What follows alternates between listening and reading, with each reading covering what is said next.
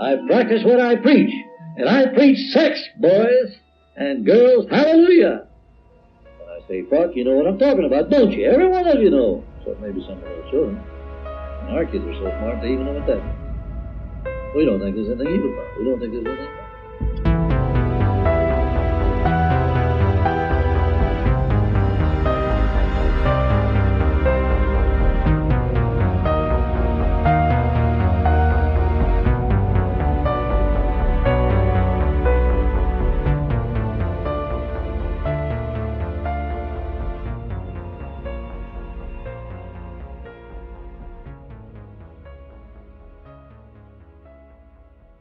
Creep It Real is a weekly podcast where we present our theories of the subjects we cover based on our interest and research. Some material may be graphic and disturbing, so proceed with caution. Hey guys, it's Ashley. I know we have our usual warning of disturbing content, but today's episode details child abuse and further sexual abuse that if you have any sort of history with this or these are triggers for you, we wanted to give you another warning. So this is it. Proceed with caution. Okay. Oh. Here we go. I'm just like deep breath, preparing for this. Like, I almost feel like today is worse because it's like more about the kids that were about the kids that were raised in the cult, and it's like, oh my gosh, they had no choice whatsoever. Okay, hey everybody. Hey. It's Ashley. And Shy. We're here. It's Creep It Real. We are coming at the close of Children of God, the second part of our coverage, the last part of our coverage, thank goodness. I don't think I could handle too much more of it, honestly. Yeah. It's kind of, geez, I feel traumatized from reading about it. So Let's think about those poor children that were in the cult by no means of their own. Okay. So let's just get into it because I'm just like, let's get this over. I'm trying to prepare myself to try to resist from just bawling my eyes out today. Oh. So when we finished last episode, we talked about David Berg's background, him forming the cult, the way he slowly began to satisfy his predatory sexual urges by essentially making them the tenets of the cult. And I forgot to read some of the basic summarizations of the tenets the last time. I had them and I just totally glossed over them. So here's 20 of... In this episode, I think we're going to start calling it The Family, even though I'm going to keep it on the title, The Children of God, because it's now The Family. Well, they changed it to The Family International, and now it's just The Family. The Family. Yeah. And whatever, you bunch of weirdos. So, yep. The Family's foundational ideas that are being summarized. I found this in a Vice article. So, these are not exactly verbatim, but they're the basic idea. So the first one is God loves sex because sex is love. Okay, well, we kind of got that picture last time. Satan hates sex because sex is beautiful. Okay. The third, incest is okay because there's no better place for a young man to learn about doing it than from his own mother. Right. No. No. Right. 11-year-olds are capable of becoming pregnant, so why shouldn't they be having sex? Number 7, children should have at least an 8th grade education provided by their parents. And if the children want more education, it is up to the parents to see if the home can comply. Cool. What? Setting them up for success. Right. So there were number 8, pictures of naked congregation members referred to as nudie cuties make good bookmarks for the Bible. Oh, okay. I hate him. I know. Number 10, men should not be gay, but it's hot when women are gay. Yeah, we heard about that last time. Yeah, we talked about that. Right. 11, masturbation is having sex with Jesus. When a man is having sex with Jesus, he is no longer a man, but Jesus' wife. So it's not actually male on male anymore, and therefore okay, because it's not gay. What the hell? Okay, and here's something that we didn't talk about last time. When you are having sex with Jesus, masturbating, he likes you to talk dirty, and there were pamphlets that they created containing suggested love words to whisper to get... Okay, I'm sorry. I know. I was reading this and I felt awkward. I was know. like, oh, no, I don't even want to read it. I know. I'm like, can I read this? Okay, so whisper to get Jesus hot is what it says, which I mean, I'm sorry, Shy. So this, I feel like it's like kind of, I don't know. Okay. I'm gonna read a couple of them. I'm not gonna read them all, and this is not. These are not limited to only these things. Okay, so here's some love words to use. Okay. Oh God. Hold me. I love you. Come fill me. I want you inside me! Exclamation point. Give me your seeds. Jesus, you're the lover of all lovers. Oh Lord. Okay. I've got to have you in my arms. I've got to feel your naked body pressed to mine. So I want to suck your seeds. I have to hide my face.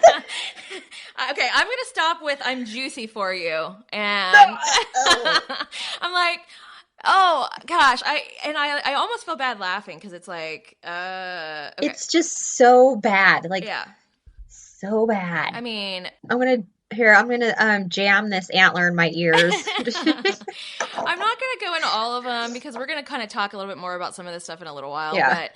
The prophecies of Jesus, they said, were called golden seeds, and one good way to receive them is to suck on Jesus's golden rod, or another man's rod if you are a chick and can't find Jesus's. Okay.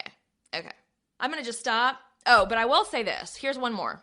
They did say this about 9/11, that God allowed 9/11 to happen to America the whore because the towers represent the ignorance of the fat, lazy, and rich. You asshole. Jeez. First of all, you're fat, lazy, and rich. You know? I mean, really? Yeah. Y'all were just... Okay. He also said Hitler was on the right track but didn't actually do enough because Jews are subhuman demons, and wow. also the Holocaust didn't happen. So, cool. Right. All around a great, just really great message. Well, you know what's weird is I did read that he has a Jewish ancestry. David Berg? Yeah. Interesting. I didn't read that. I'm sure that I'm not saying you're not right, but no. Yeah. I mean, Yeah. because I read about his like family lineage. So, as you might assume, the environment that the practices of the cult created were really traumatic for everyone, but especially for the children. A lot of the children that were being raised in the cult had severe issues at the time, obviously, because they were being molested in the name of God. They didn't know who they could talk to about it. Some of them didn't even know the words to use to say what was happening to them. And then they were forced to like sleep in the same room with these people. A lot of them were just like constantly on the edge of being afraid that they were about to be abused again. They didn't know when it was going to happen. They had extreme anxiety that was developed by this. And then the cult started to kind of drive away biological family so that, like we talked about, they didn't want you to be around your family too much and create a close bond because they wanted you to have that bond with everybody. So on top of like all the sexual abuse, the children lived in fear from other things. Like the cult adults would do these apocalypse drills all the time where the children were made to run and hide while the adults stormed in on them with like handmade weapons, and they brandished them, and they were made to hunt the children down. Yeah. So, and they weren't like scheduled, they just happened. Right. And so the children were just living in constant fear, anxiety, like you said. It's just so traumatic. I can't even begin. I just can't even begin to imagine really what it would have done to your mental state. Again, material possessions were frowned upon, even clothes, which it was convenient because the cult gave them no money. So like most of them had like one or two pairs of clothing that they would just cycle through all the time. And then the only thing that you would get was hand-me-downs from your older siblings, and everybody else. Obviously, that's the more superficial side of things, but I mean, still, it's just ridiculous. So the kids were also used in witnessing almost like animals at the zoo, where they would get these special clothes that they could wear only for witnessing, like where they would, finally get something that was somewhat new, and they would be trotted out in front of people to sing and perform. People would like paw at them. It was essentially just like they were animals, and they were being touched when they were witnessing like this, by these quote unquote systemites who they thought were evil and they were taught were evil. So it was this whole other traumatic situation where they thought that the devil essentially was sitting here pawing at them, marveling at them, and it scared the crap out of them constantly. So they were it was like a homemade sideshow, right, like a street performance type ordeal. And these kids were living off of, like we talked about last episode, maggoty rice and, you know, moldy, like almost rotten eggs. And well, their big thing, the children did a lot of begging for groceries too as well. So yeah, it's just right. They use them a lot for really cool stuff. But then if any outsiders came to any of the communes, they would give them cookies and like special treats, all this stuff that they weren't allowed to have at all. And they couldn't sneak any of it to themselves or anything because the adults would lock it away the moment that the people would leave. And if any child actually was able to like steal away a couple cookies or something, they would be literally beaten for that. So well, and you had mentioned previous too that the children were made to like watch each other and tattletale and report and whatnot. So right, they definitely did that. Like we said last episode, the parenting was a shared responsibility. And while there were the exceptions of people who really did love the kids, most of them truly did not. They could barely tolerate them, and they were treated horribly, like we've said. Like, they were routinely beaten with swatters, poles, planks of wood, and the adults' fists on regular occasion for stuff that was like, I mean, I can't even imagine. I'm like, you're getting beaten because you didn't eat all your dinner, all your almost rotten moldy, egg. gross dinner. Right. Yeah. You would be beaten. If they talked without permission, they had to stand with their nose against the wall for over an hour in silence. And to emphasize that no one was an exception, Berg sent out a report that he forced all the kids and adults to read, and it stated that his favorite granddaughter, Mary Mean, M-E-N-E, who they had she was the one that was God's child or heaven's girl, I think, in one of the letters or the stories. It was heaven's girl, Mary Mean. Well, when she began to reach puberty, he said that she began to invite demons to play with her against his instruction. And so in this thing that he sent out and had everybody read, he said that he performed exorcisms on her 5 times a day. These often made her violently ill.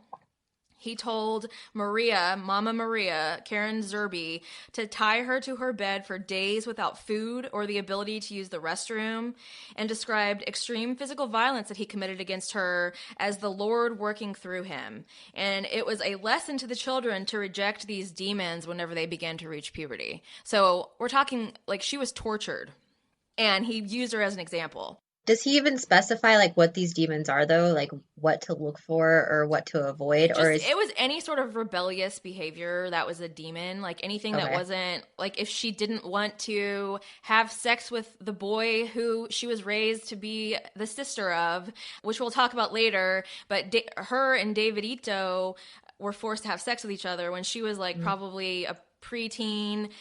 Or maybe like, you know, she was maybe 11 or 12 and he was like 3 years old or something. Like they would couple them up and force them to perform sexual acts on each other. So if she was like, I don't want to do that, that's not what I want to do, that's a demon. Yeah. Okay. Cool. So at this point, the cult had been formed around 20 years prior, and the children that were born from the original members were now teenagers.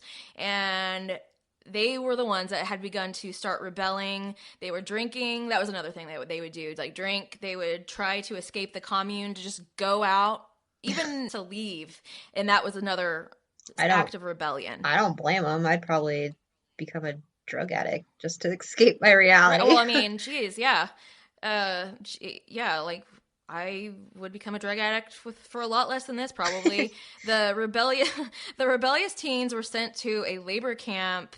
They were beaten and forced to do manual labor, hard manual labor at very young ages. That was the next step when you became a teen. You didn't really get to have a chance anymore to just be a teenager living in the commune, because as a preventative measure, they sent them to these labor camps that they called Victory Camp. Mm-hmm.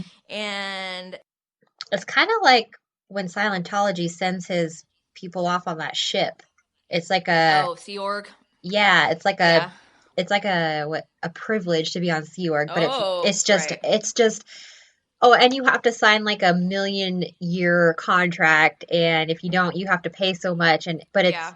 it's supposed to be like, oh, you're special. You get to be Oh, on right. Sea Org, but it's Right. just free manual labor No, for right. BS. Yeah, exactly. And the Natasha girl that I had read her book, her brother, her little, like, I think he was like a couple years older than her, was sent to this labor camp, and he would get to come home, I think once a month or something, to come visit, like one day on a Sunday, once a month, to visit with his family.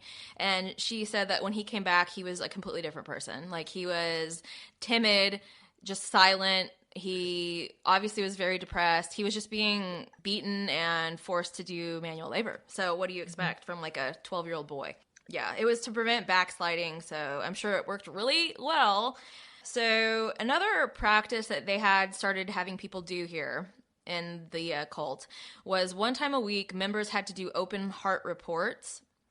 And this is where adults wrote extensive detail about each sexual encounter that they had had, which was who it was, the times that they had had sex, the positions they had had sex in, and whether it was full sex, oral sex, or foreplay. These reports were passed on to the shepherds, which are the higher up leaders, and summaries were passed to David Berg. And he would then either praise them or name and shame them in Mo letters as doubters if they did anything that was deemed to be not just celebrating the fact they were having sex with all these people, flirty fishing. Wow. So he like called them out by name in these Mo letters. In the same vein, children had to write bad thoughts or spiritual battles, moral victories, or lessons learned that they had the week prior. And they also were told to, I mean, okay. And they were also told to detail their poop schedule and a description of their poop for some reason. I'm not sure. I'm Here we not go. sure if this is because, yeah, here we go with the poops. If this is because they were trying to just see how their health was going, if they had worms, because I know a lot of the children did have worms because they were eating all Right. sorts of bizarre stuff, and it was unhealthy all around. And they were then, here we are again, they were also made to write any unspiritual or bad behavior that they saw other children do. And the teacher went to each child asking them to reveal the bad thought or action that they had, and if they admitted nothing, they were called a liar. So again, they were pretty much forcing the kids to admit to bad behavior, even if they hadn't committed any, and Yeah. also to like tattle on other children even if they hadn't seen anything. They were told that they were covering up for somebody or lying. So So it was, it's like a false confession type yeah, thing. I mean, how does that's gonna just, I mean, obviously you're gonna end up with a bunch of kids saying stuff just so they don't get beaten. Right. That's not even true. And then other kids are gonna get beaten because of that. And then the anxiety and the paranoia that would cause would be horrendous. It is truly crazy. If you went 2 sessions without tattling, you were told that you were hiding something or covering something up for somebody, and they were beaten. So, I mean, it's not funny, but I mean, just like, I can't even wrap my brain around it. So afterward, the home shepherd or a teacher would take these kids on a walkie-talkie, which was a walk around the commune to discuss the reports and particularly talk to them about the NWOs, the need to work ons, which was they just were constantly being told they were bad, they were letting evil in, and they had all these things that they needed to fix. I mean, it's just such a terrible environment for a child.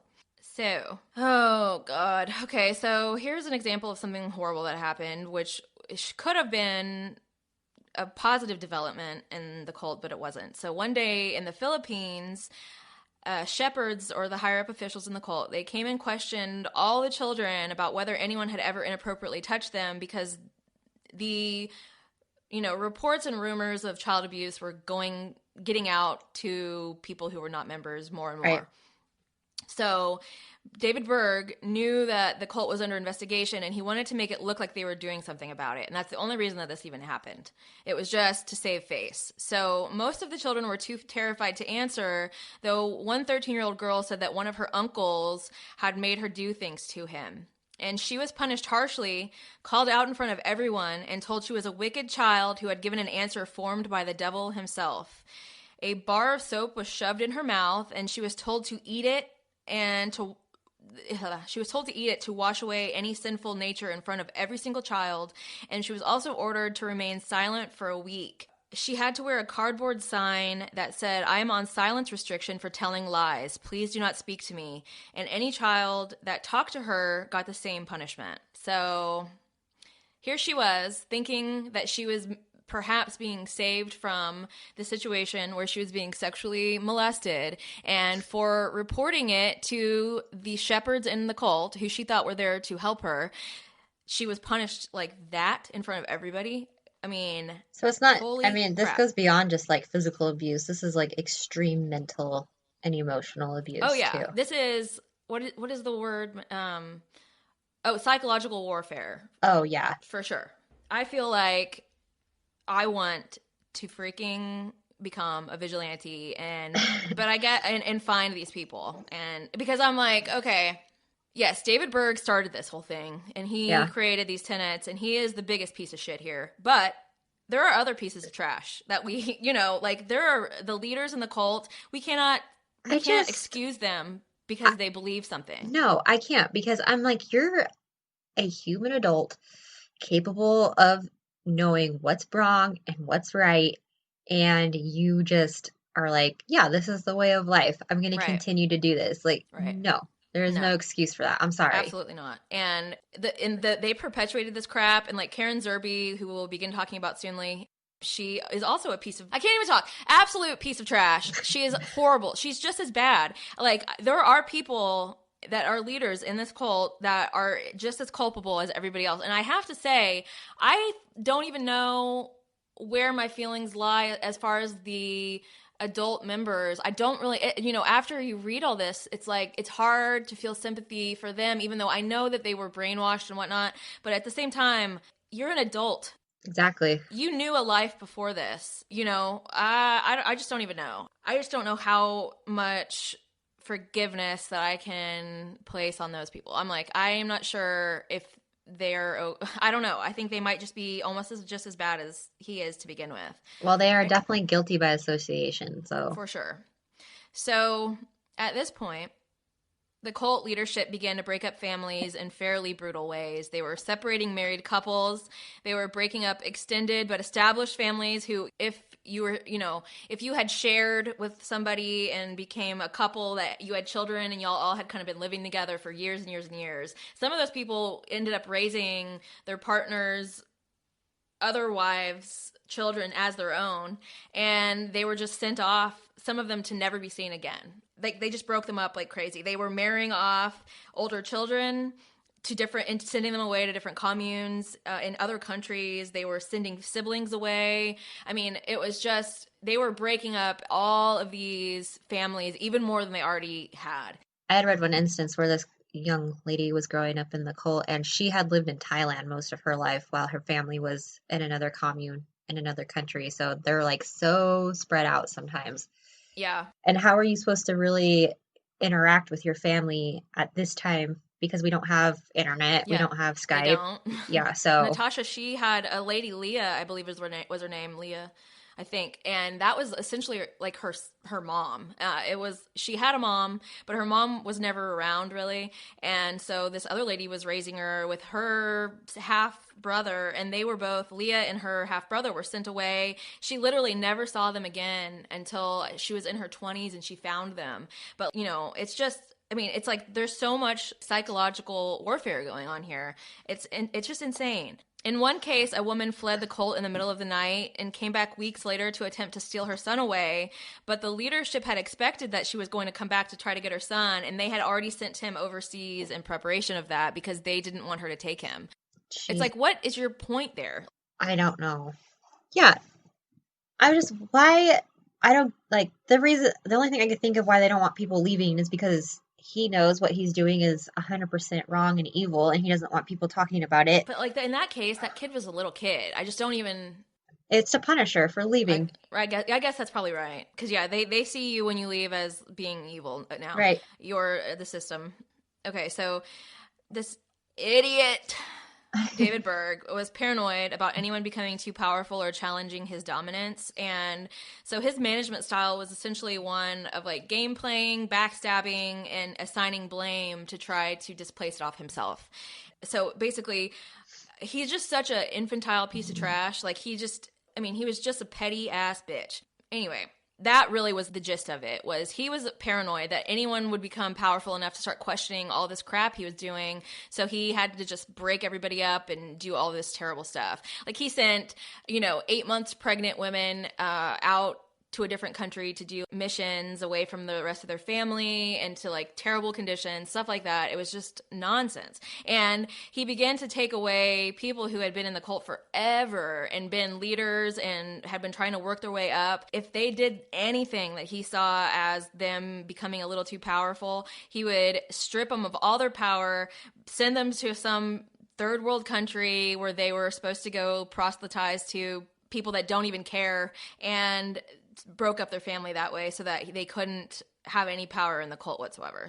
The cult at that time found that performing troops were an increasingly successful way to bring in money. So I'm talking like they did these little singing troops where they would put on these little shows where they would perform at office parties, shopping malls, orphanages, prisons, and I read even the White House had the family singing troupe come sing a number of occasions. Does not surprise me, honestly. Yeah. I was like, given what we know about politicians. So, everybody was malnourished essentially, but the kids that were too skinny, they were forced to start eating extra food because they looked badly when they were performing if they were too skinny.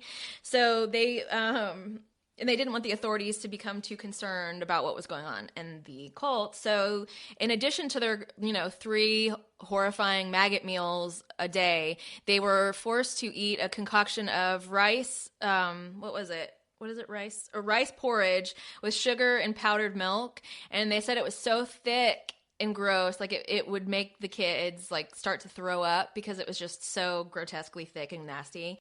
That's disgusting. And so they had to eat 2 servings of that a day in addition to the regular food because they were malnourished. And they said at first a lot of the kids would be like, yeah, extra food because they were freaking starving and it had sugar in it. But after like a couple of servings, it's like you're trying to shovel down wet cement. So, yeah. Oh my God. Okay, this is something that I was like, I can't hardly even... Okay. So the cult saw disabled children as essentially possessed by the devil. Okay, so anybody that was born with any disability, they blamed that on the devil. For one example, there was one young boy who could not walk. He shook uncontrollably, and I'm thinking maybe...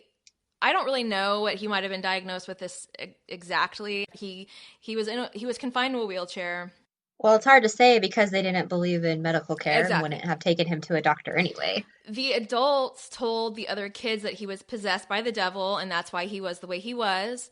And in the mornings, he was tied to a chair and force-fed by somebody who stood behind him, forcing his mouth open and shoveled food into his mouth, and then they would clamp his jaw shut if he refused to take it on his own.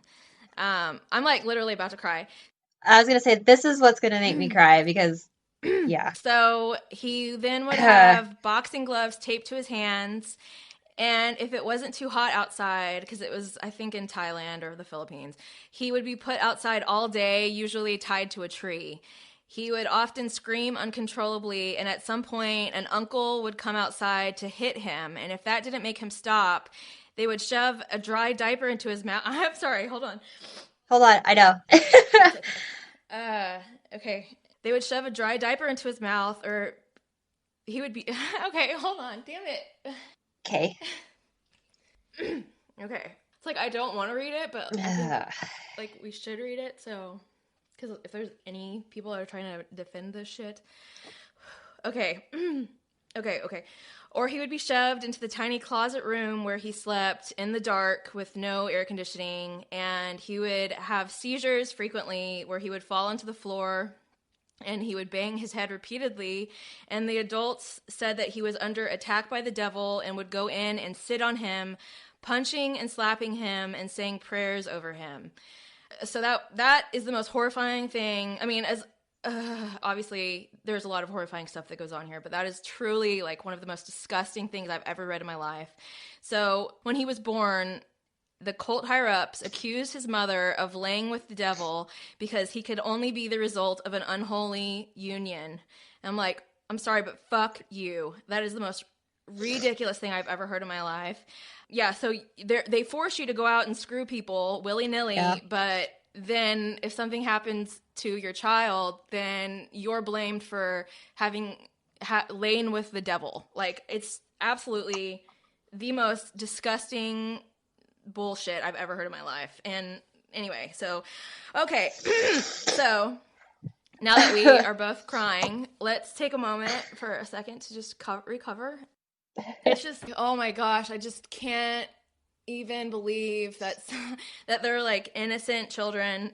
That's like where I mean, for me anyway, I pretty much lost all, not hope, but I guess I don't feel anything for the adults in this cult then. Yeah. I really don't. It's hard. Yeah, it really is difficult to feel any sympathy, I guess. I don't. Yeah, exactly. No. And even if you didn't do it yourself, you overlook the fact that other adults were doing this. That's it. Because if you said anything against what they were doing, then they began to say that you were a backslider. So I understand the mentality, but it's unforgivable that you would allow this stuff to go on to children who had no idea about any life outside of the cult, or that there are people with disabilities, or anything. Like they just, all they know is what they have learned. So what they're learning is that somebody with a disability or any sort of anything that makes them different than you, that is the devil. And I can't even begin to understand what that would do to a child's brain development. And also it said that, like, with this boy, for example, the other kids were put to take care of him a lot, and they just followed suit for what they saw the adults do. And the adults just lost their patience with him constantly and abused him like crazy. And so then the children would do that as well. And Natasha was actually friends with his sister, who told her on multiple occasions that she wished that he would just die and go to heaven so that he wouldn't have to endure the abuse anymore, because he didn't know what was wrong. It's just so awful. Yeah. Okay. Well, I'm crying again. Well, your crying's going to make me cry. I was remembering that they were saying that her and the boy's sister would have to sneak and hold his hand and, like, whisper positive things into his ear sometimes, because they would get in trouble for doing that. Oh, okay. Oh, shit. Okay. And that isn't even the part that I thought I was going to cry about, because I just forgot. So, whew. Okay. Like you were saying, they did these Armageddon drills, which were terrifying for the children. And reading about that one girl's instance, she was saying, and like you had said previously, that the children were so obsessed with death and what would happen to them in heaven, and what was going to happen to the people that had hurt them, which they didn't mean the cult members, they meant the outside world, these people that supposedly hurt them, which the people that accused David of sexual abuse. And so, yeah, she said her thoughts were just constantly consumed with the idea of dying, if it would hurt, what was going to happen to her in heaven, was she going to have her family in heaven? Yeah. And so, would the people feel bad if they killed her? Yeah. So this asshole sent a letter directed towards the children called Victory at Babylon, where he warned about the Antichrist attack and the possibility of raids by authorities. Sent this to the children. It was directed to the children, essentially just trying to scare the crap out of them some more.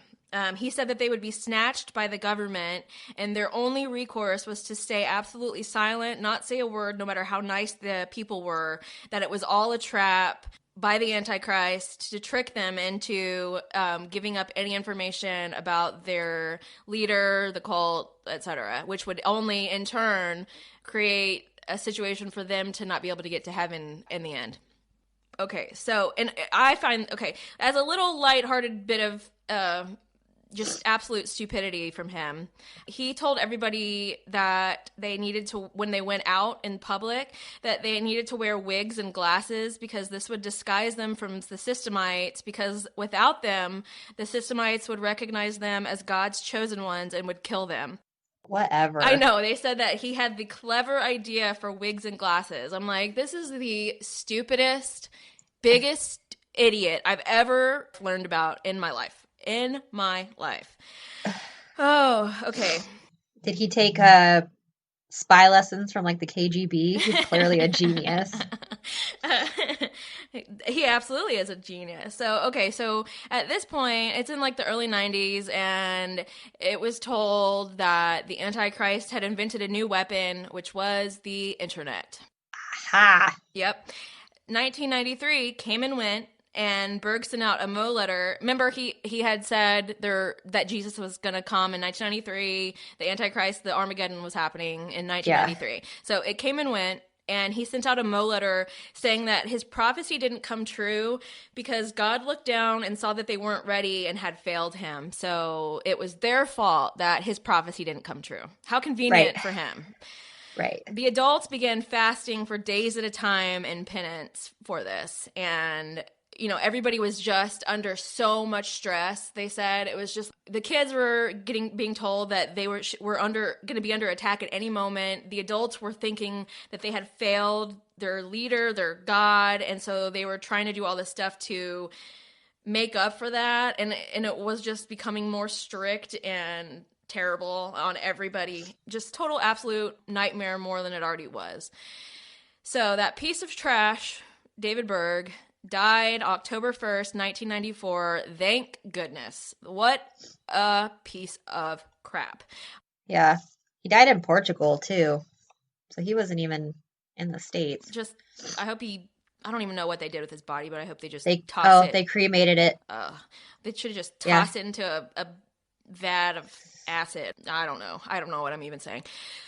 Oh, I just hate him so much. Okay, so after his death, he was written about in many news publications, talking about him being a madman, that he hurt children, etc. And the stories created such a problem for the communes that they were now unsafe from authorities, and they broke them up essentially. So they made all of these large communes with like hundreds of people.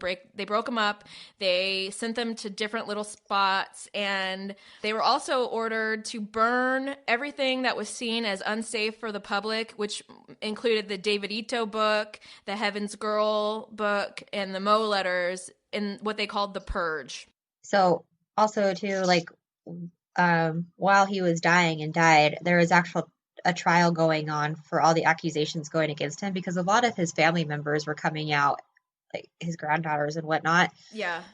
But since he died during the trial, and the new cult members were saying, "Oh no, we outlawed the sexual abuse and the abuse with like the sex with minors," the judge let the cult continue. Yeah. Yeah. And I'm just like, oh, okay, so, sure. Okay. There was a couple trials that went on. I think we'll talk about another one in a minute where kind of the same thing happened. So you would think, okay, David Berg is dead. Maybe this cult can transform itself into something not so detrimental to everybody's well-being. But no, because Karen Zerby, Mama Maria, is just Queen Maria, just as much of a piece of trash as David Berg was. And she took on a new leadership role in the cult and attempted to assert herself with a new set of guidelines and rules that she called the new wine. And I'm going to read, this is a very long, this is what she sent out to everybody, okay? So it's kind of long, and it's absolutely some of the dumbest shit you'll ever hear in your life, so be prepared right now. So here we go. It says, this is what she sent out. I mean, I'm like, what is she even saying? So here we go. Come in unto me, let us be one, let us love, let us lie in each other's arms, kiss me, caress me, fuck me and love me, fill me to the full. Like you say, hold me. Like you say, Wait, is this a Nicki Minaj song? No, maybe this sounds. Oh, Maybe she okay. got some Okay, lyrics my from bad. the family. So, like you say, hold me. Like you say, I love you. I want you. I desire you. Come lie with me. Come fill me. I'm like, what are you trying to say right now? So the Lord's prophecy is clear. Listen to this. So this is Zerby claiming these words are spoken directly to her from God. Do not be afraid or ashamed to speak these precious words of love to me, for they are a special incense, special prayers that come up before me, that fill my halls with a special perfume, a perfume of love and lovemaking, exclamation point. There's so many exclamation points, I'm going to just have to say them because I'm like, what? It's an excessive use of exclamations. It excites me, exclamation. It thrills me. It makes me want to give to you and give and give and give some more and again, as the thrust of a man upon a woman in lovemaking, so I want to give and fill you with my seeds, yada, yada, yada. Then these things of the flesh are only a mere speck of the love that I have for you, but I give you the touches and the words and the feelings of the flesh and the sensations and the orgasms, the kiss upon kiss, the breast to breast, the being held, so that you will understand how I am with you. So this lady is a real piece of work. She's just continuing on exactly in the same vein as David Berg.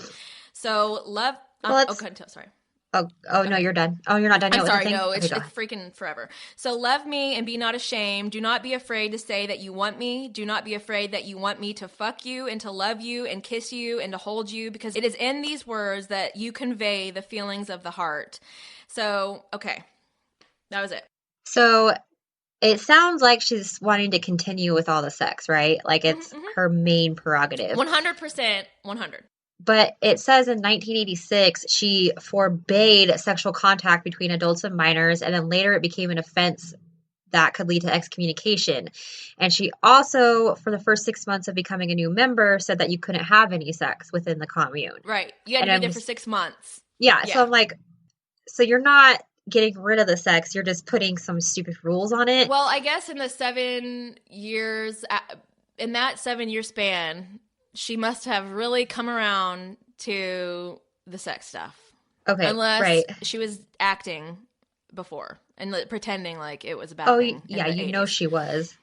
So this letter, I read it to you, not that it makes any damn sense, but because it's so utterly stupid, but also just to convey, she just is obsessing about sex, obviously, and obsessing about the fact that somehow your relationship with God was intertwined with sex, and the only way that you really got to feel his full love was with this sexual whatever. So the letter said that men and boys should talk dirty to Jesus, and they should do so as women, and like I said a minute ago, should consider themselves his bride, and that essentially they were masturbating for Jesus. Okay. And this is because Berg was a homophobic dickbag. Was he really, though? I mean, they said the more I read, they said that you were excommunicated if you were caught doing any homosexual acts, except for if you're a female, and that if you came out to anyone as being homosexual, that they kicked you out. But I don't know. I really don't know. I'm almost like, really though, because you seem to just don't give a crap who or what is doing what, you know? And men did do stuff to little kids, but like, for example, which I'll talk about in a little while, but Davidito, poor thing, was molested by a male member that David Berg saw doing it, and he told him to stop because he said he would develop the homo or something like that. So I don't, he might have, but maybe he was, like we talked about last episode, maybe it was one of those things where it's like, I'm the exception, but everybody else can't. I don't know. Either way, he was outwardly homophobic at least. Okay, so none of this makes any sense. So the secondary rule of the new wine was for every follower to believe that Berg and Zerby were God's only true end-time prophets, and nobody else would ever be able to come close to them. It was after these creepy new wine thingamajigs that many of the second generation members started to leave the cult altogether. Zerb wanted to stem the tide of the horrified second generationers leaving, and she sent out a statement saying that they didn't want to give them anything that wasn't appropriate for their age, et cetera, and basically only masturbate for Jesus if he called them to do it. Like, so basically she was trying to act like, we didn't mean to send you this overtly sexual stuff. You're too young for that. Only if God calls you to be that way and read that should you do it. I mean, it's so, what would the word be where I guess hypocritical, but it's not really. She's it's just like backpedaling. Backpedaling, trying to save face, really, because she wants them to do this stuff, but then she wants to also publicly act like, oh, never, right. I'll never do that. Yeah, she said, if you want to love Jesus while masturbating, that is up to you. I'm not making you do it. She saw any questioning of the new wine as a threat and dismissed any critics as renegades in her next letter that she sent out to everybody. And she blamed any awkward reactions to any of that weird stuff that I just read as the devil making them feel that way. Because it was always, if you feel like sex is something that's a private act or that, this and that, that's the devil coming in and trying to taint your mind because he doesn't like it. So they pretty much said the more you talk about it and the more you do it, it'll make it less of a big deal until it's normal, which of course it will. That's how you condition anybody for any sort of depraved bullshit. So, okay. Here's another case. So in 1995, a child that was being raised in the cult, his biological grandparents went to the courts in London to try to gain custody of him from their daughter who was in the cult still. And in his closing statements, the judge clearly stated that the child abuse was rife within the cult. Yet, after the trial, the cult put on a major PR offensive, and somehow that child was returned right back to his mother and the cult. So it seems like that's kind of like a running theme, is it's somehow openly stated that there is some sick crap going on here, but they are able to, backpedal and put a good face on it until for some reason the courts go back on their decisions. I don't understand. After this, Zerby, I've been calling her Zerb in my notes, so I'll just continue because I don't really want to give her any sort of... Anyway, she published a tepid apology blaming any abuse as a misinterpretation of the teachings handed down by Berg, which we all freaking know... That's bullcrap. BS is major BS. Like, that is... You could not misinterpret the children should be incorporated in sex. That's essentially...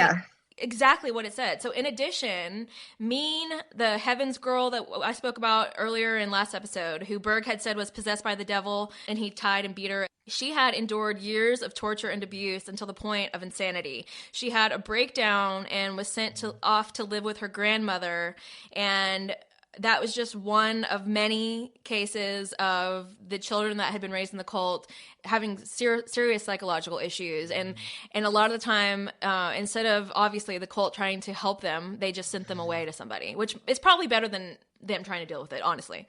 Right. So now this idiot Zerb, she had predicted another Armageddon to come at the stroke of midnight on the year 2000, which I think kind of all we all kind of thought there was going to be, because what was it called? Well, Y2K. Yeah, we were all kind of like, oh shit. My friend's parents did the whole, like, they built like a bunker in their basement and like stocked it up and stuff. Gosh. I know, just like, okay, but then it was literally like a couple people that figured out how to change the clocks on the computer. They're like, no, this is fine. Yeah, they were like, the world's computers are going to crash. We're all going to be dead. There's not going to be electricity. Like, it was perfectly fine. It took it just took a little engineering, I think. A little, I mean, for God's sake, like, we send people to the moon. We can't figure out how to like change the internal clock of a computer. Like, come on. Oh gosh, so sad. So Zerb had sent word to her followers that they should be prepared for battle. And I'm telling you, like, for example, Natasha and her family, they were literally standing ready and waiting for an instant battle to begin at midnight.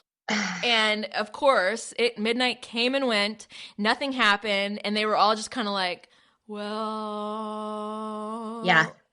So, obviously, shocker of the century, she was wrong, and She also had predicted another end time in 1996 that came and went without any incident. So this is their third. She's just looking like an idiot. Yeah. Time and time again. And at this point, she loosened the rules of the cult in an attempt to stop the family members from leaving. So she started to allow them to drink. She lifted the ban on contacting their biological families, so they were able to now have contact with them. And she allowed them to own property and inherit wealth, because she had previously not allowed this, or they had previously not allowed them to inherit wealth from any of their biological family. So there were like a ton of people who inherited millions of dollars.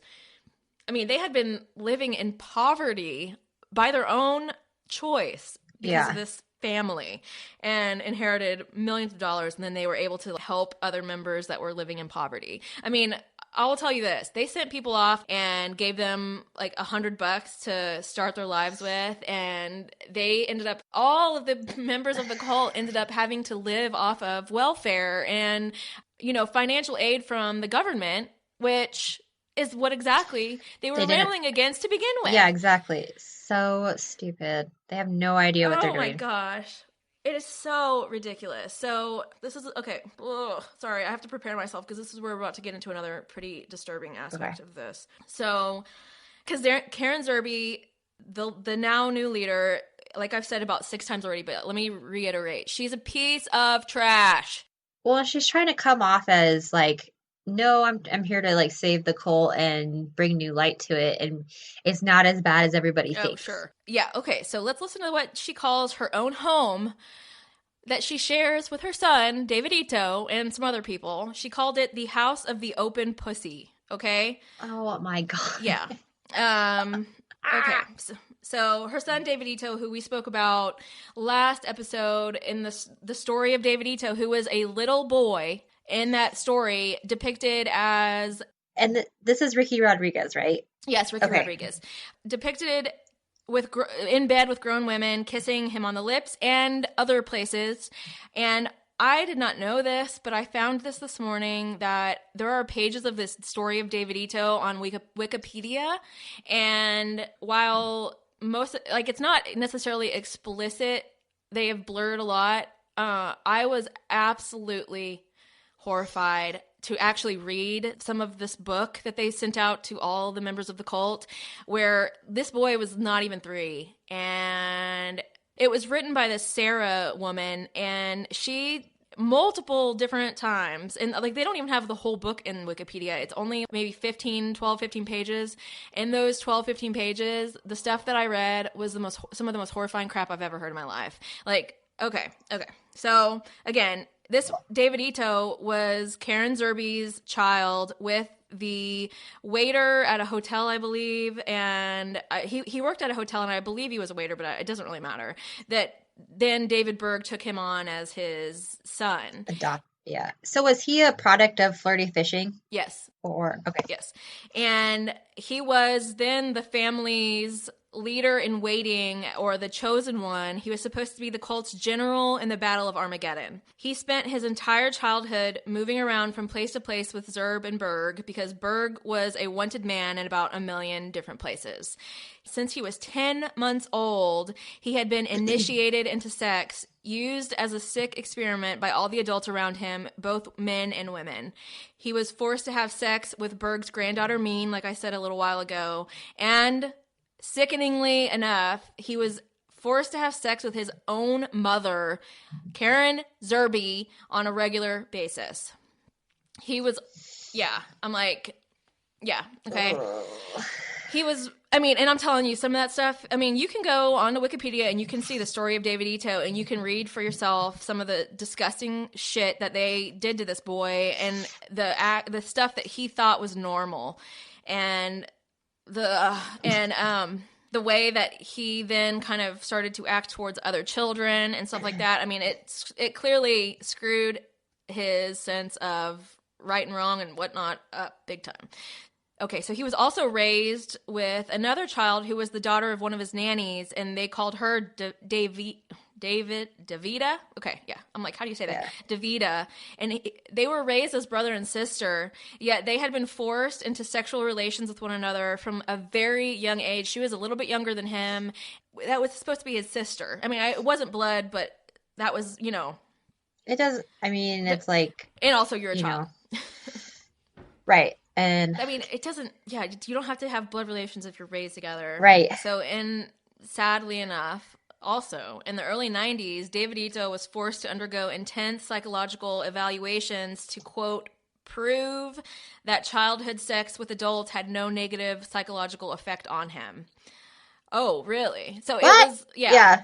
So they forced him to go all these terrible tests, and really it was like, you're fine. Here you are. Look, you're totally great.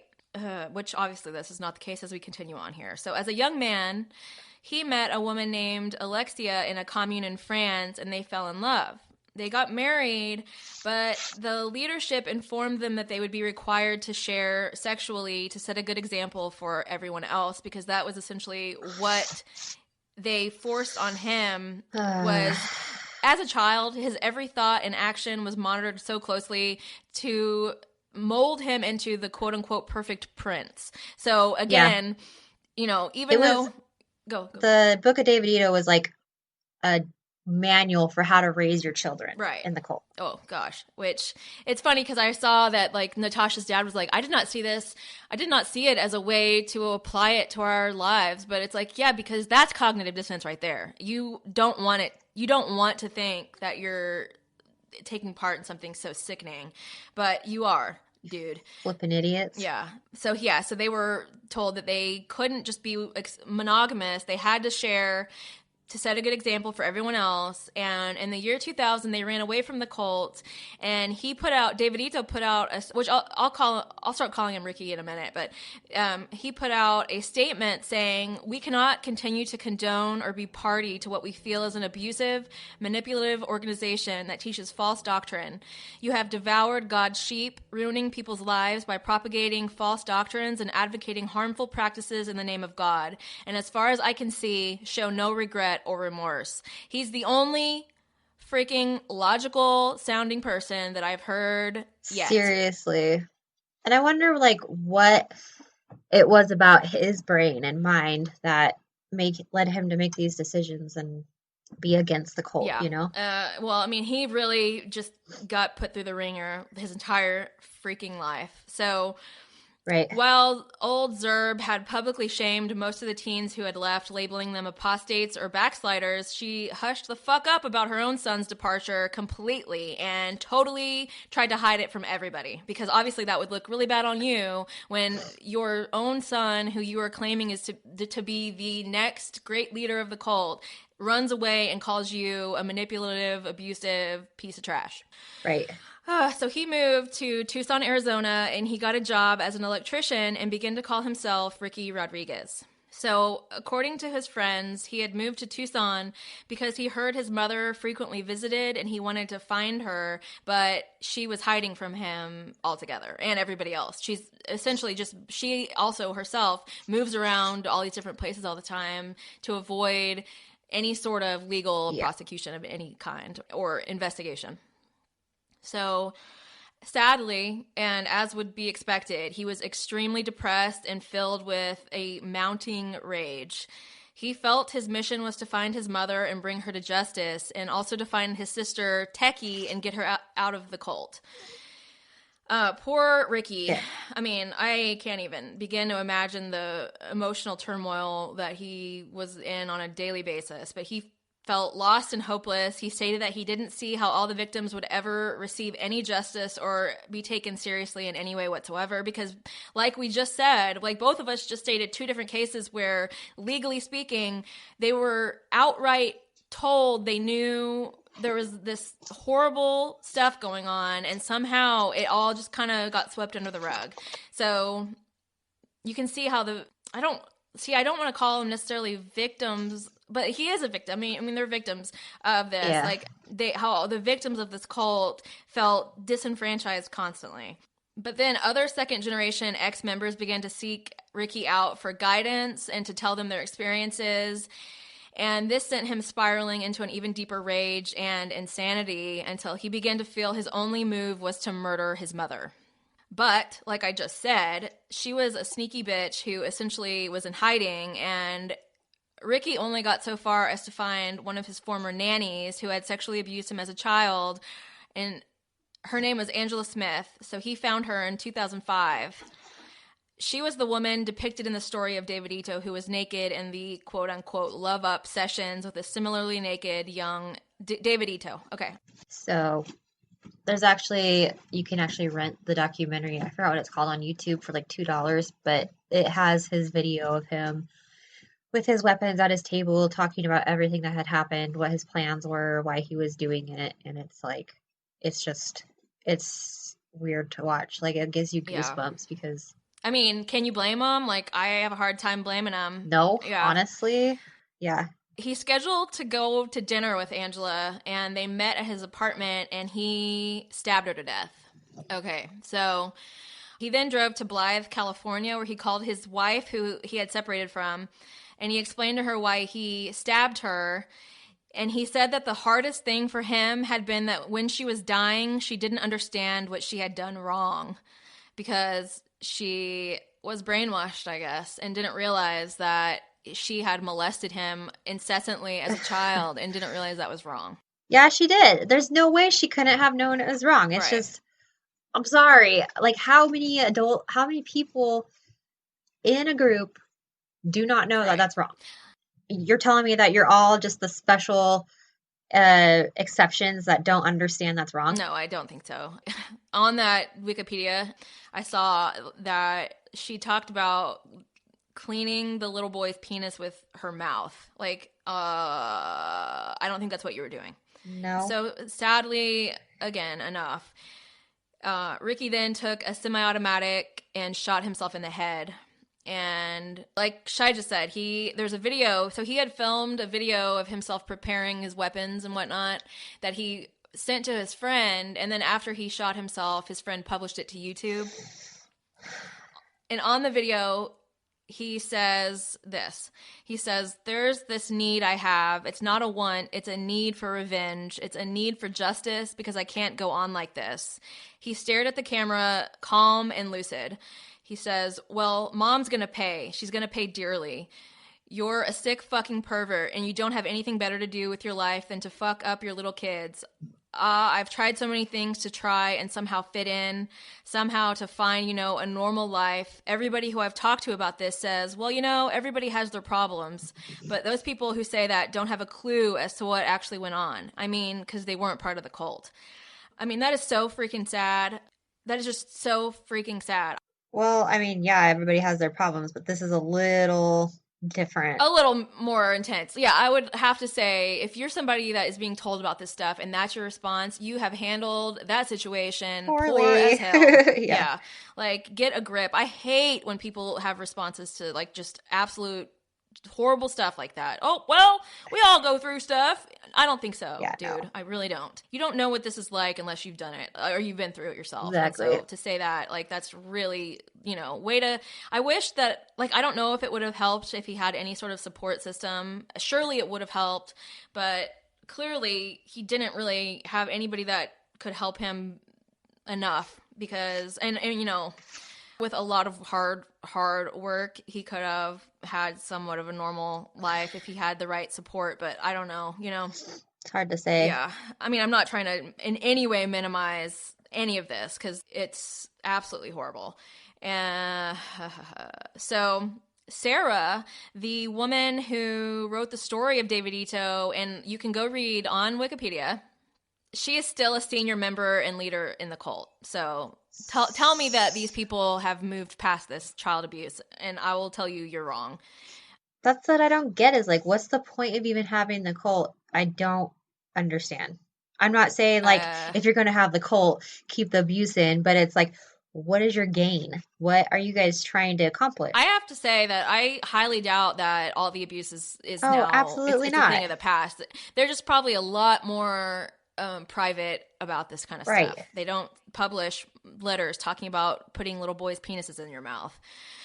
So after Ricky murdered I don't even want, I honestly, part of me doesn't even want to call it murder. I mean, he did, but I almost just don't even want to call it that because I'm like, I don't blame him in any way whatsoever.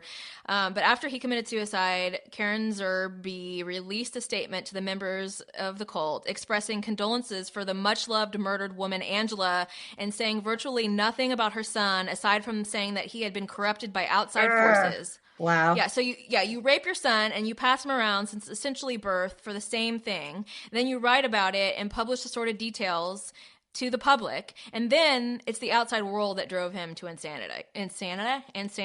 Sure, like really. Well, what a great opportunity to blame people outside of the cult for her son's demise. Right. Yeah, anybody but her shitty ass self. Right. So this story was blasted all over the US media for once. So because Good this happened Lord. here, I guess. Yeah. So I mean, it's a tragic ending to the life of the cult's supposed leader of the Armageddon. I mean, so obviously breaking free from a cult is only the first step in the recovery process, because then comes the process of reversing the indoctrination. And the longer someone is a member, the harder it is for them to remember who they were before they were indoctrinated. So obviously, if you're a child that was born into the cult, this means that you have to begin to figure out who you are in the context of living in the real world altogether, because you have no frame of reference for what it was like before the cult, obviously. So your entire personality, behavior, conditioned responses have all been created and formed by the cult itself. And now you have to come to grips with the fact that nearly everything you have ever known is a lie. Many excommunicators are able to make this transition with the help of a good support system, therapy, being able to talk about what they went through. But in the same vein, there are many who the psychological aftermath of life after the cult is just too overwhelming, too damaging, and is a silent killer. To this day, there have been 40 suicides of ex-Children of God members. Most of these were second-generationers who were born into the cult. That is a lot of suicides right there. I guess it's kind of like people who have spent majority of their life in prison. They don't know how to function outside of it, so they keep going back. Or well, there's a lot more to that too. Yeah, but yeah, these children had zero say in their fate whatsoever, and until they broke free, and then they had to take a huge burden on and try to figure out who they are, what they believe, what the world is like. I mean, it is a lot of work. Well, how do you function with people outside of the cult? Because you were always taught that they were evil. Yeah, right. I mean, it's a serious psychological situation that you have to go through. Like that Natasha girl, she went through abusive relationship after abusive relationship because it's really all she'd known was abuse. And I mean, and she has since moved on and has really done wonders for herself. She's obviously a survivor of this terrible cult. I was going to say, I can even personally, and not in any way, shape, or form is it close, but as being raised in a Southern Baptist household, when I was in my early teens, I realized that I didn't believe it. I felt like there was so much hypocrisy. I just couldn't adhere to what I was taught, and it made me pretty angry, to be honest. But for years after that, I continued to have these feelings of guilt, of worry that maybe one day I would find out I had been wrong and what would happen then. Just all of this, and that is not even remotely close to being a part of the Children of God cult. It's just, totally. I personally cannot even begin to imagine what it would be like to break free from something like that. Right. Anyway, so it's like I can somewhat relate slightly, but not in any way, shape, or form to that extent. Now we're just going to move on to present day. The cult is named the Family International.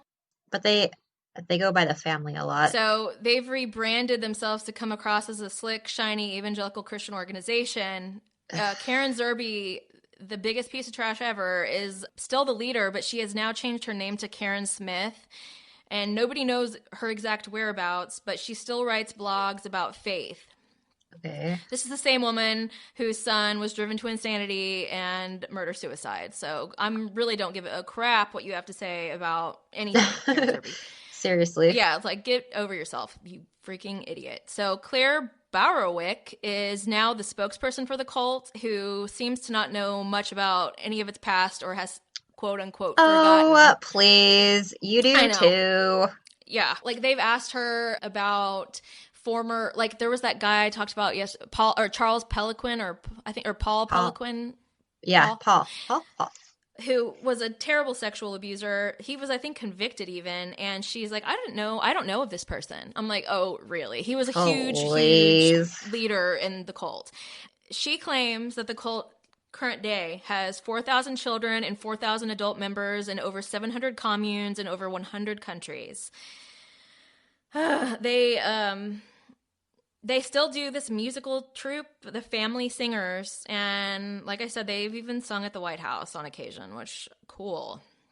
Yeah, awesome. Doesn't surprise me again. Yeah, and so in doing our research, I was horrified to find in so many articles and videos where there are current members of the family singing David Berg's praises, Karen Zerby's praises, calling them true prophets of God, and yada, yada, yada. I could not believe it. The YouTube comments. Oh, yes. He's a treasure. Yeah, a true treasure. You people can go fall off a cliff. Yeah.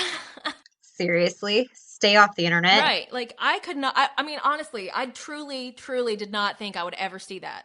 No. In present day. There was one literally like 2 months ago, left 2 months ago. I thought, okay, these have to have been left 10 years ago. No. 2 months ago. 2. Oh my gosh. So what do you know? Apparently these people are unaware, or they simply do not care about the countless failed prophecies, and more importantly, the heinous abuse suffered by so many in the cult history. It's difficult for me, like I said earlier, to navigate the emotions or feelings that I should have towards these people. Like, are they victims themselves? It's possible, but at this point, I feel like you should know enough about this to... Like she's trying to say she doesn't know about any of the past stuff. How do you not know when we just found it all out on the internet? It's not hard. Yeah, right, exactly. It's very easy to go on the internet and look and see that all of this crap has happened. So again, this is a situation where there's a lot of cognitive dissonance going on. And at this point, if you choose to overlook all of this stuff, you are no better than David Berg or Karen Zerby yourself. Yep. Okay, so in the end, we covered the story because we wanted to share the horrors that were dealt to the children, especially, but also the women and men who fell prey to the predatory practices initiated by David Berg and then perpetuated by Karen Zerby and the rest of the cult leadership. These people, to this day, continue to deny the horrors they perpetrated and blame the victims themselves, along with the system society, for the psychological, physical, and emotional damage that has been done in the name of the cult.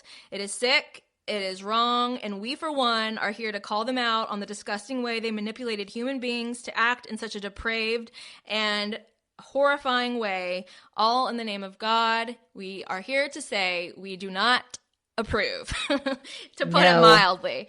So that is where we are ending our coverage on Children of God, because anymore, and we might have to start murdering. I, for one, might become a freaking vigilante, and I'm going to hunt these people down.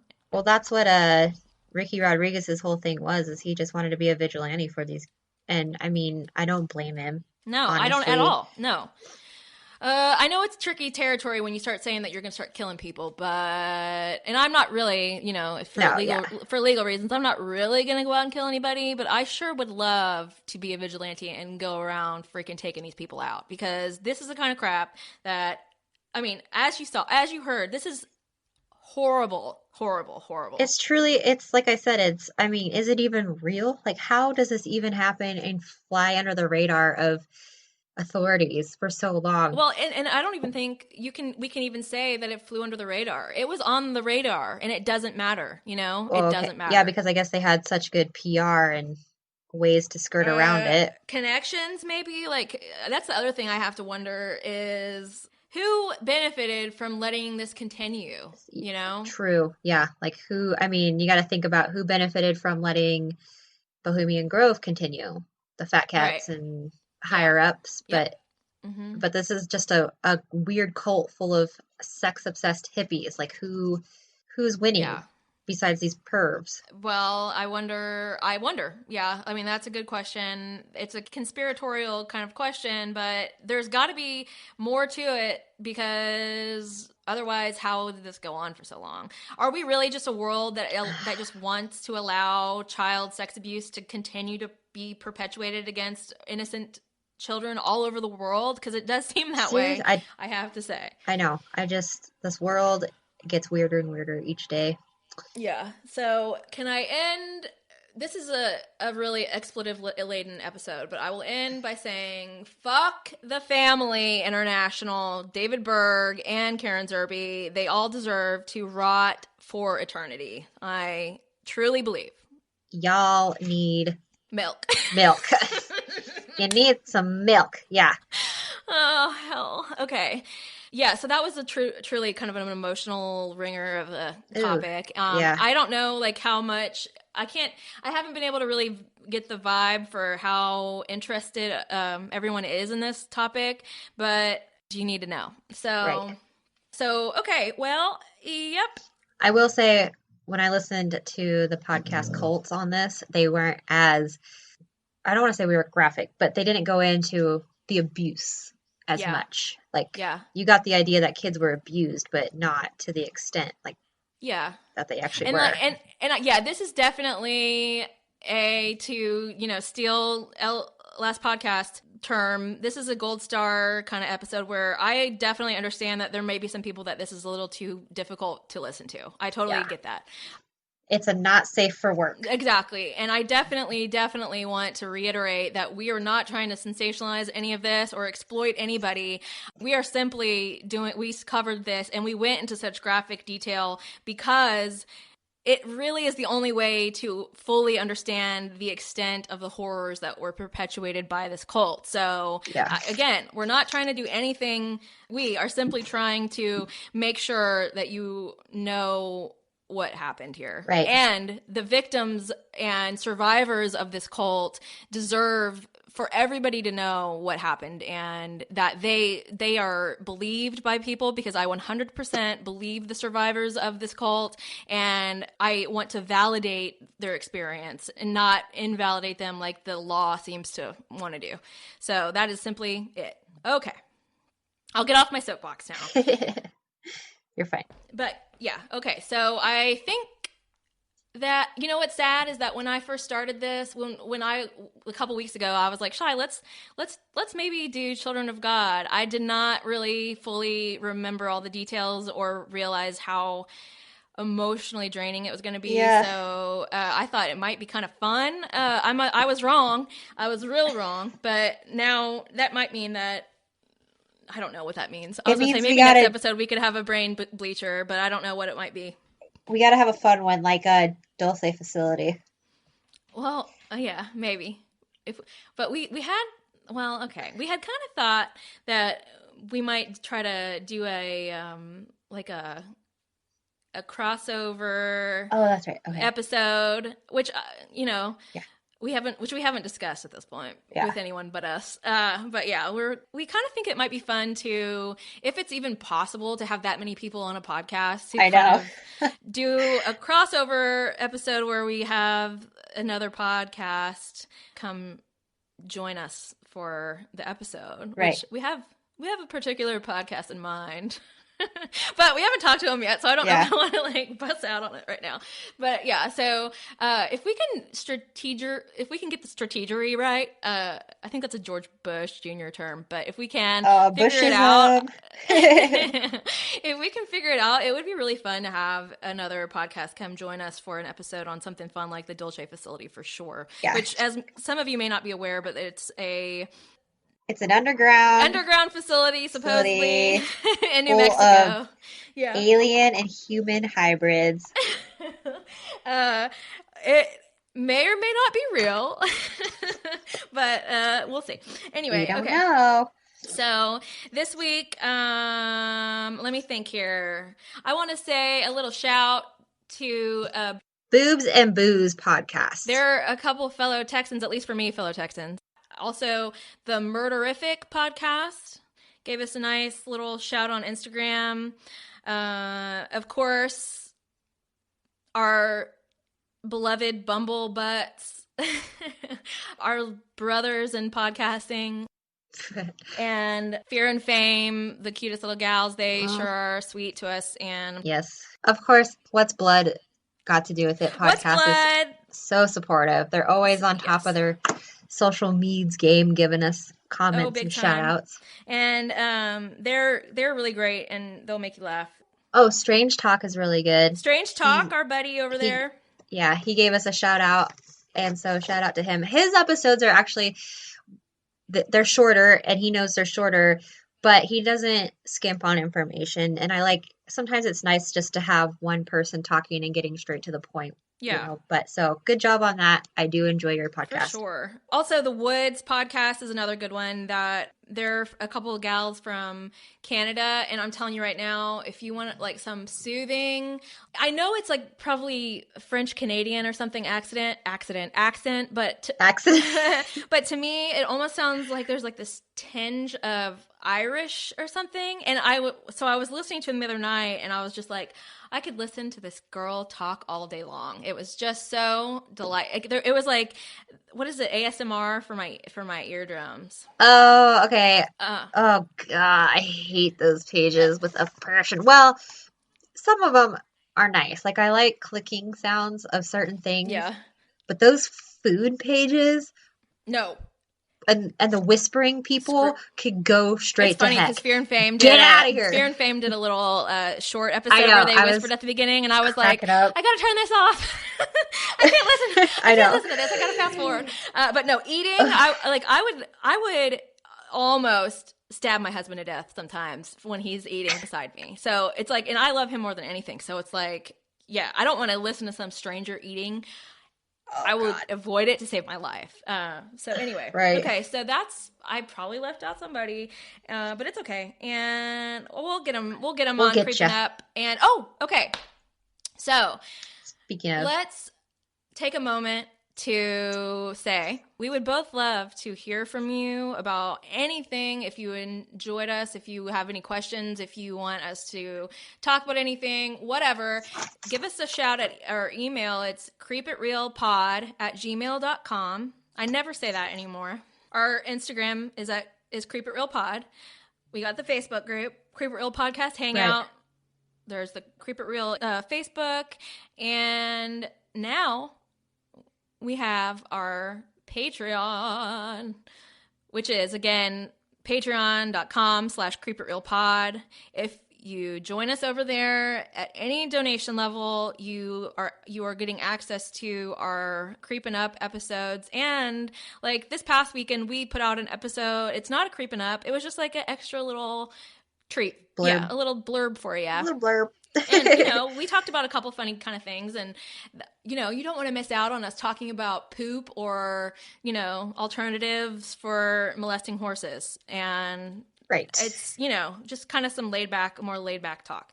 So head on over to our Patreon, give us a little bit of support. We're just trying to make our podcast as great as it can be. And with your support, we're going to do it. And don't forget, we have merchandise now. Shirts, hoodies, mugs, pins, totes, buttons, pins. So get yourself decked out. Yeah. 'Tis the season, I guess, for giving. Yes, it is. We have had so many orders already. It is so exciting. I did not expect to have as many as we have. And it's thrilling. Send pics. Yeah. And exactly. So I know that this morning already somebody's order was shipped first thing. And so when you receive your stuff and you either wear it or whatever, take a picture, send it to us, and we will feature you all over the place because you're going to be our very first representers. So do it. We would love you. It's great. We're so excited. I just had a sick idea. What? Somewhere. I'm thinking maybe in our 1,000 follower giveaway. Oh, we're just growing like crazy. We're about to very, very soon, within probably the next few days, we're going to hit 60,000 downloads. And It's just been a whirlwind of excitement for me and Shy. Right. It's just crazy. Yeah, it is. Anyway, thanks for listening.